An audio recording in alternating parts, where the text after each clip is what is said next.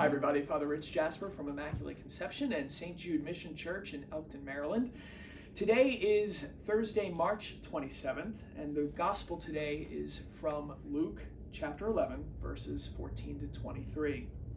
Luke writes, Jesus was driving out a demon that was mute, and when the demon had gone out, the mute man spoke, and the crowds were amazed.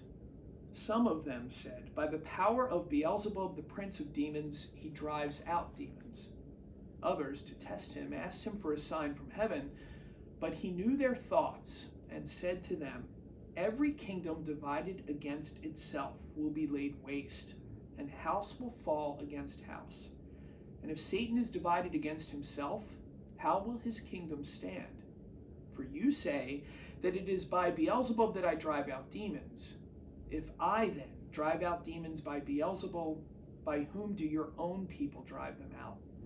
Therefore, they will be your judges. But if it is by the finger of God that I drive out demons, then the kingdom of God has come upon you.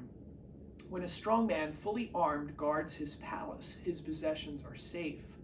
But when one stronger than he attacks and overcomes him, he takes away the armor on which he relied and distributes the spoils.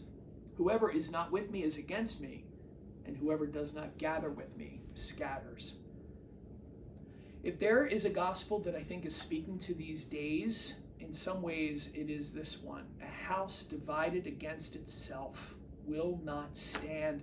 Jesus is making it very clear. And I think even just alone today for the Lenten reflection is really to think about, how are we divided as a church? How are we divided as a nation? How are we even divided within our own selves? And that alone should be maybe a prayer prompt for all of us today.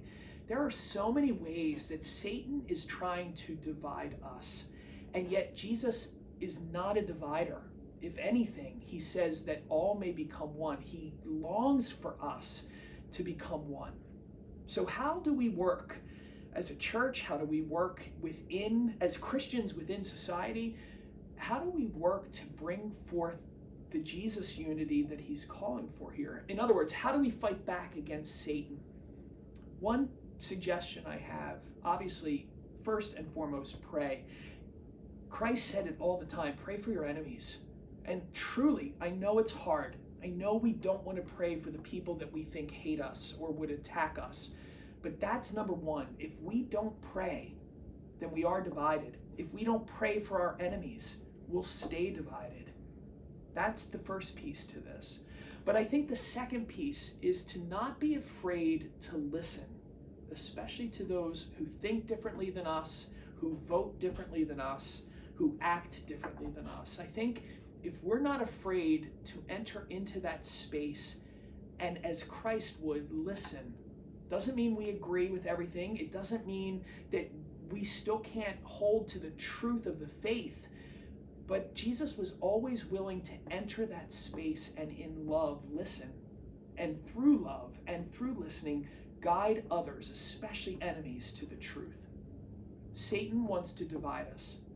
Jesus says, I want you to come together in love, holy love, tough love, but it's a love that listens and it's a love that prays.